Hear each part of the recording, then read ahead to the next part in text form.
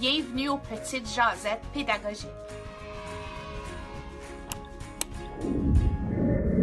Bonjour, aujourd'hui aux Petites Jasettes pédagogiques, je suis avec Alexandre Matt, un conteur qui sait compter. Donc, Alexandre a compté des chiffres pour les centres de garde pour plus de 15 ans et maintenant, il est un conteur professionnel et un champion national de Toastmasters. Donc, bonjour, bienvenue Alexandre. Bonjour Mélanie, c'est un plaisir d'être avec toi aujourd'hui. Donc, aujourd'hui, on va se lancer dans comment trouver l'équilibre. Donc, accepter la francophonie dans son unicité, mais aussi mettre en priorité de s'améliorer en français. Ah, puis, on veut que les enfants se sentent bien dans un environnement francophone. Fait, qu'est-ce que toi, tu fais comme parent? Puis même, qu'est-ce que toi, tu fais pour te sentir à l'aise dans tes discours, etc., euh, pour, c'est ça, bâtir cette confiance-là envers la langue. Pour ce qui est des enfants, là, ça devient plus délicat, plus difficile. Tu ne peux pas vraiment demander à un enfant de 3 ans, puis ta sécurité linguistique, comment est-ce que tu vis ça? Non, ça ne se fait pas, mais je pense qu'on peut le faire de façon très douce quand même. Là. Si on est en garderie, regarde, moi, j'ai une fille en garderie, elle a 2 ans et quelques mois, puis à tous les jours, je vais la déposer, je vais aller la chercher, puis je prends quelques minutes pour discuter, discuter, pour jouer avec les autres enfants qui sont là. Puis des enfants dont ça fonctionne surtout en anglais à la maison, ça, on peut l'entendre. Ben, juste en discutant en français avec ces enfants-là, je sais pas comment ça marche. Je suis pas un spécialiste du cerveau ou de la langue, mais je peux reconnaître qu'il y a quelque chose qui se passe dans la tête de l'enfant, qu'il y a comme un, un- un switch. Un switch qui se passe là. L'enfant est en train de penser dans la langue où il est habitué à la maison, mais quand il est dans la garderie et que moi je lui parle en français, puis que les éducatrices sont là aussi, puis on parle tous en français, il y a quelque chose qui est déclenché dans sa tête et là, c'est comme si le vocabulaire ressort. Puis avec les enfants, ça fonctionne de la même façon, je pense, que les adultes. On, Quand on parle, puis on améliore notre vocabulaire petit à petit, tout comme, peut-être tu peux poser une question, là, tu as demandé à tes collègues, qu'est-ce que ça veut dire ce mot-là ou cette expression, puis tu l'apprends, puis maintenant tu le sais. La prochaine fois que tu l'entends, tu vas le savoir. Mais avec les enfants, c'est comme la même chose fois 10, parce que c'est à tous les jours, c'est constamment, et et c'est à l'âge où c'est normal. Alors, je pense qu'il ne faut pas se gêner de toujours parler en français avec un niveau de langue et de vocabulaire qui est légèrement plus élevé que ce que l'enfant connaît. Toi, tu m'avais parlé un peu que quand tu étais adolescent, que tu lisais tu sais, des romans en français ça fait que ton français était très soutenu. Peux-tu nous parler un peu de cette expérience-là, comment tu te sentais? Puis là, ça t'a poussé à améliorer ton anglais, puis je suis tellement curieuse de ça, spécialement que tu viens de Sudbury. C'est intéressant qu'on vient de la même région, mais que ta réalité d'apprendre une langue a été tellement différente de la mienne. Donc, peux-tu nous parler un peu de ce parcours-là? Ouais, puis je peux te dire que ma mère est anglophone. Alors, Vraiment? je viens d'un foyer mixte, euh, mais quand mes parents se sont mariés, ils se sont entendus qu'ils allaient élever leurs enfants en français. Alors, ma mère est bilingue, ben, plus que bilingue, elle connaît 2 autres langues à part ça. Euh, mais c'est ça, donc on parlait en français à la maison, puis ma mère nous parlait en français, mais avec son accent an- anglais parisien en même temps, parce qu'elle avait appris le français à l'école de professeurs qui parlaient avec un accent très français. Ce qui fait que même quand ma mère, je fais une petite tangente là, quand ma mère a rencontré la famille de mon père, elle ne les comprenait pas, parce que c'était un gros accent canadien, puis elle ne comprenait pas les expressions comme à m'amener. Malgré ça, nous a élevés en français, ma sœur et moi. Alors, quand nous, on était tout petits, on avait cet accent français. Je t'ai parlé de l'école secondaire, hein, à un moment donné, à un moment donné, j'étais euh, juste avec des amis, puis là, j'étais en train de parler, comme tu dis, avec un français soutenu, parce que j'étais en train de lire le roman de... C'était Le fantôme de l'opéra. Et le niveau de langue est très élevé. il y a des temps de verbes qu'on n'utilise pas normalement. Mais moi, j'ai commencé à utiliser ça. Je ne sais pas si c'était par snobisme ou parce que je voulais montrer que je suis capable maintenant d'utiliser le subjonctif imparfait. Alors, j'utilisais ça, puis il y en a un, là, je pense que, est-ce que c'était François, qui dit, si tu parles comme ça, on va peut-être pas te comprendre. C'est comme, là, tu es en train d'exagérer, Alexandre. Puis, euh, moi, moi, à un moment donné, je suis en train de parler, ben, moi, je veux parler de la façon dont moi je veux parler, puis c'est à vous de vous adapter à mon vocabulaire.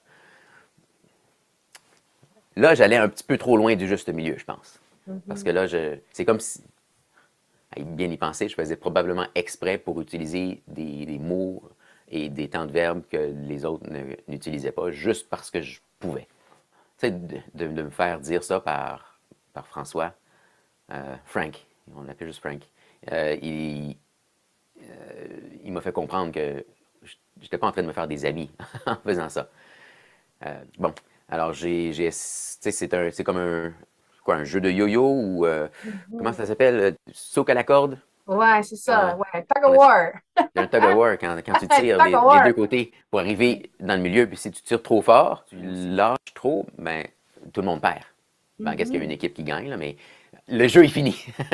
Alors, il faut trouver cet équilibre où tu peux comme, tirer vers toi le niveau de langue, là, donc en ayant un niveau de langue qui est quand même qui est compréhensible, mais tu peux essayer d'utiliser ta langue à toi, telle que tu l'as, tout en t'adaptant à la réalité des gens autour de toi. Puis la même chose de l'autre côté, je pense. Donc, peu importe de quel côté tu penses que tu es, essaie d'avoir cet équilibre-là. Mhm. Mais moi, ça me rappelle un souvenir. Moi aussi, au secondaire, moi, je participais au jeu de la FESPO. Très confiante dans mon niveau de langue aujourd'hui parce que ça fait 4 jours que je parle juste en français. Puis franco-fière, tu sais, t'arrives. Puis là, c'était comme, hey, donc ben tannante.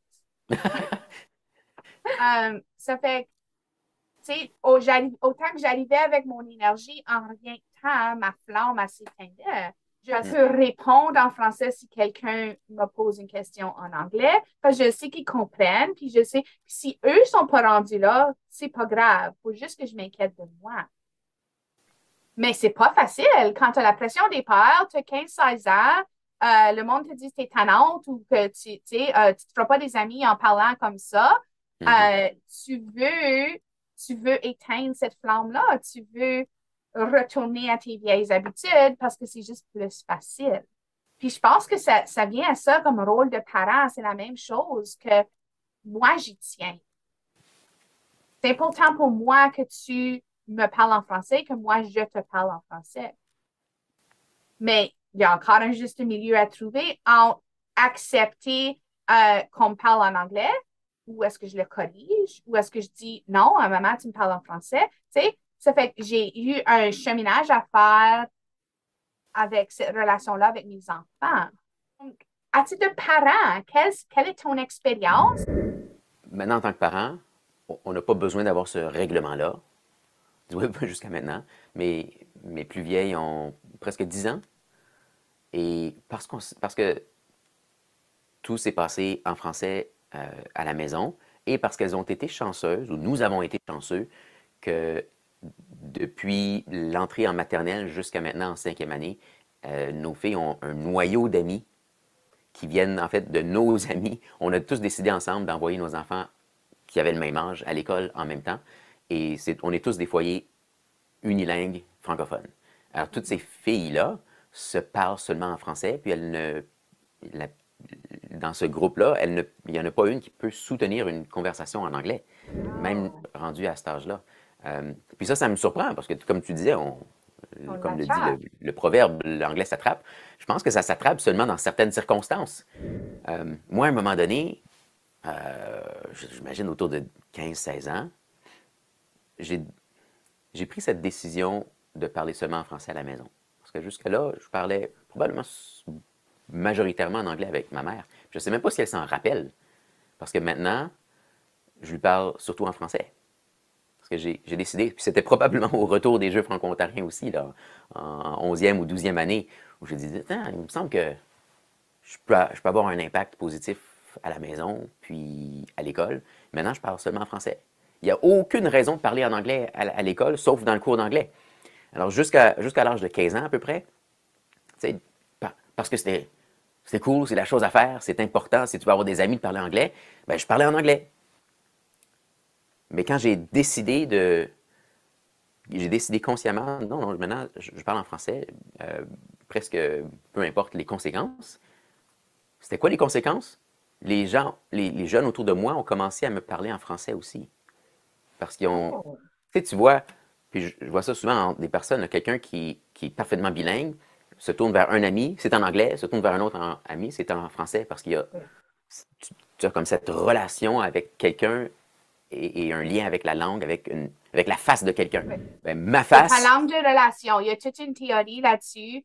OK, Parce que, puis là, je suis pas une madame de stats, je me rappelle jamais des chiffres, là. Mais il y a comme, dès ta première rencontre avec quelqu'un, la langue de relation est créée comme à l'intérieur de la première fois que tu vas rencontrer quelqu'un à l'intérieur du 30 minutes. Ça fait que wow. si, oui, ça fait que si la conversation initiale avec quelqu'un se déroule en français, chanson que ta langue de relation avec cette personne-là va être en français pour toujours. Mhm. Puis, ça fait que si je me penche un peu sur la petite enfance, quand on accueille des familles, voilà l'importance. Puis il y a des statistiques pour vraiment faire le point sur ça, que comment on accueille la famille, la langue dans laquelle on accueille la famille les premières conversations avec eux vont déterminer si ces parents-là ou ces enfants-là vont s'adresser à nous automatiquement en français ou en anglais ou dans une autre langue basée sur la première rencontre. Ouais, mais c'est intéressant pour moi que tu as réussi à changer cette langue de relation-là.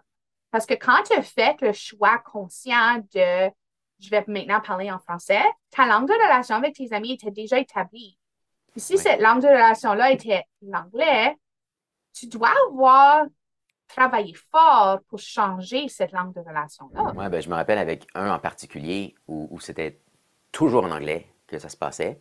Puis quand j'ai fait ce choix-là, je me rappelle d'y avoir pensé, OK, je veux changer, mais ça va être trop brusque si soudainement je lui parle en français.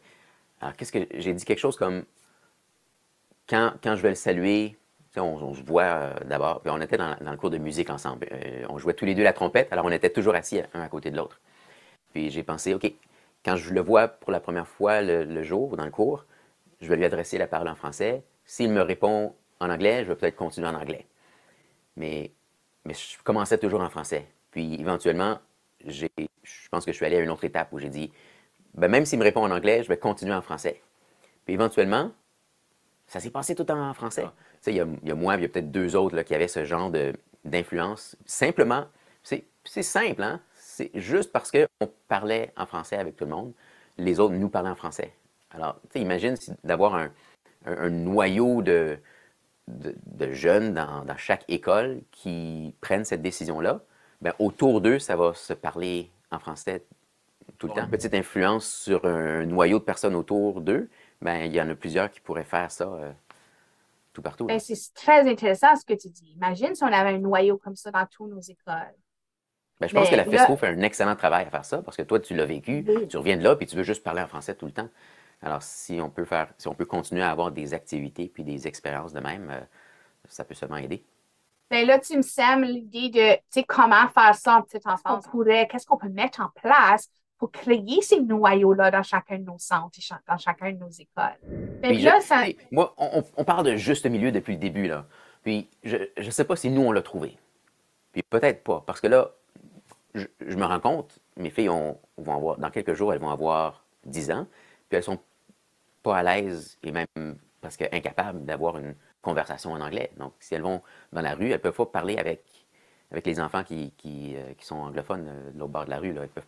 Puis c'est dommage. Puis si elles vont dans un groupe de jeu ou un groupe de sport, elles ne peuvent pas fonctionner si ça se passe en anglais. Alors, est-ce qu'on est allé trop d'un côté en insistant trop sur le français, en prenant pour acquis que l'anglais allait venir naturellement, puis elles allaient l'attraper. Est-ce qu'on aurait dû trouver une façon pour elles d'être un peu plus dans le milieu, sans nécessairement être parfaitement bilingue en entrant à l'école? Peut-être trouver des façons pour elles de fonctionner en anglais? Honnêtement, je ne sais pas. Je ne sais pas si ça aurait été mieux de faire autrement. Moi, ce que je vois maintenant, ce que je constate, c'est elles sont, leur vocabulaire en français est impressionnant pour leur âge. Elles s'expriment super bien en français et elles ont une influence sur les autres enfants dans la classe. Merci pour tout ce que tu fais pour la francophonie, puis pour cette belle jasette. Et puis, on va se reparler certainement à un point ou à un autre parce que j'aime toujours nos conversations. Ça mène à des belles prises de conscience. Donc, merci beaucoup. Merci, Mélanie. À la prochaine.